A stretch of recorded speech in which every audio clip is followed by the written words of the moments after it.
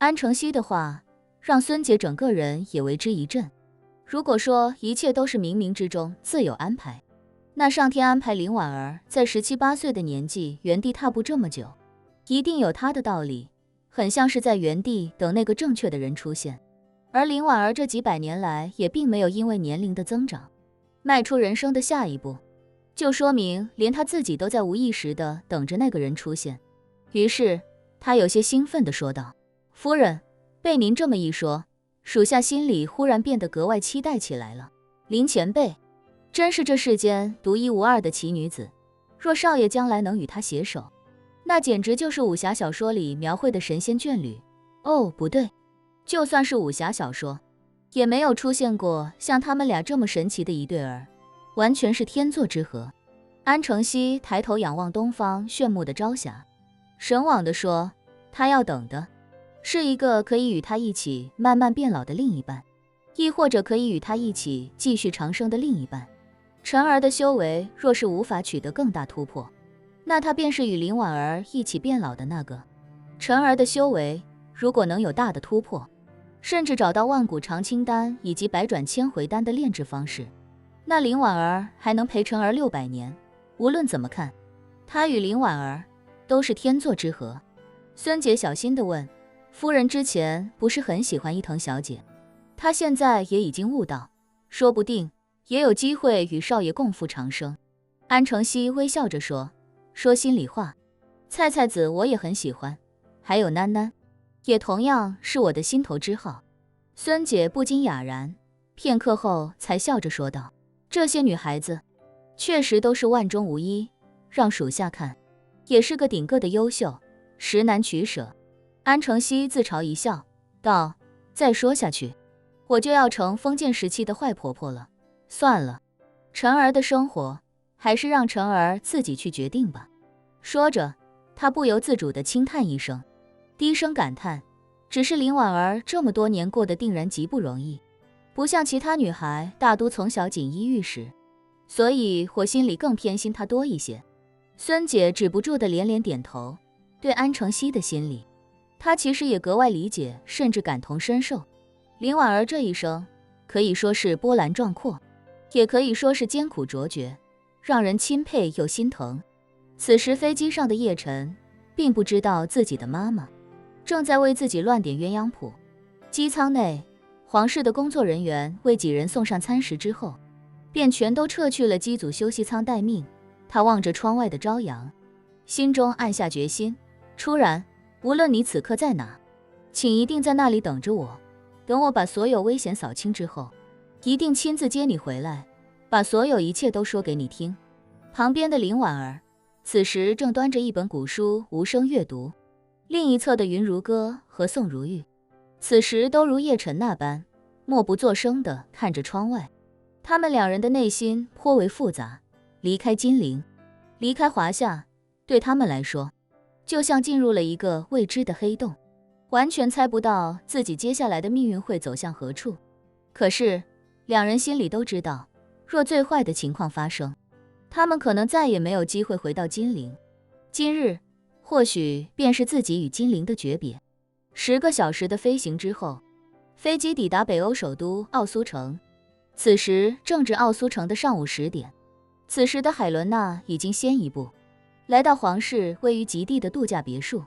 她提前出发，不仅带去了大量的生活日用品，还带了皇室的保洁与修缮团队，想着抓紧时间在叶晨抵达之前把房子收拾到最佳状态，然后再把这些工作人员全部撤出去，以免打扰到叶晨。待叶晨4人下飞机之后，同样避开了北欧海关，直接在皇室人员的陪同下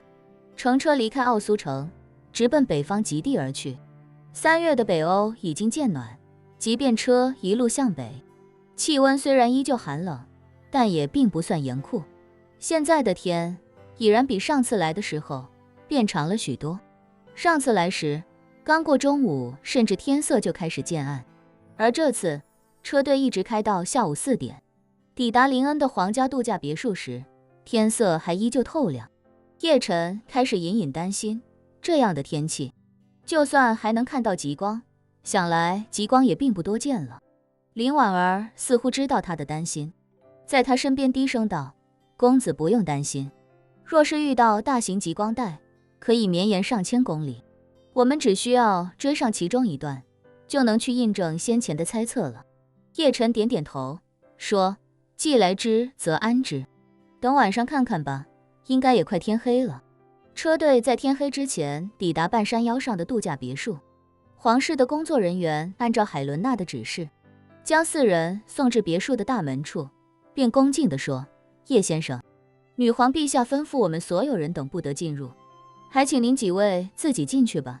叶晨见是海伦娜的安排，便轻轻点了点头。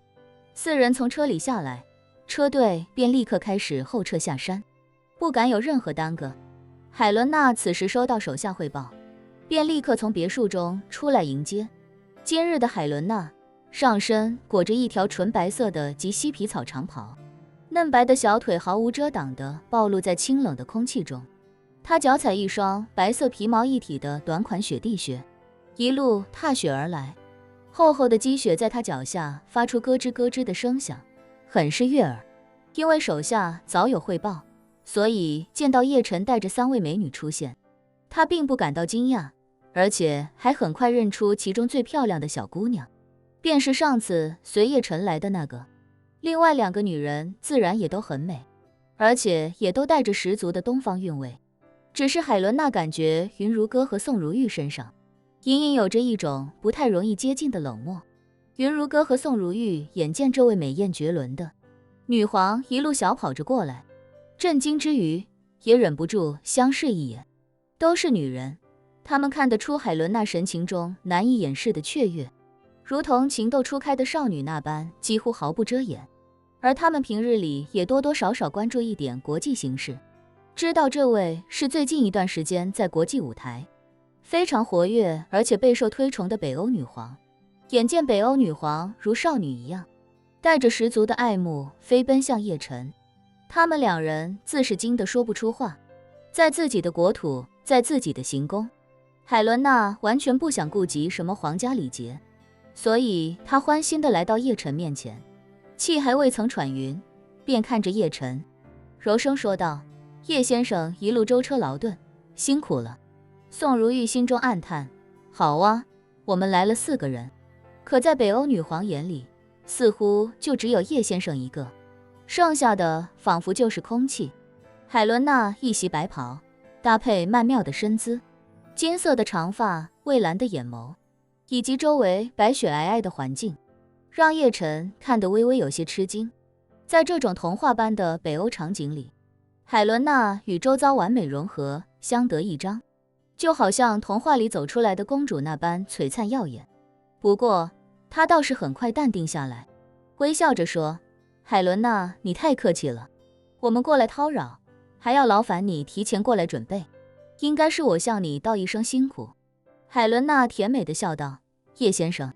您和我之间还分什么彼此？只要有我在，北欧就是您的第2故乡。您到这里，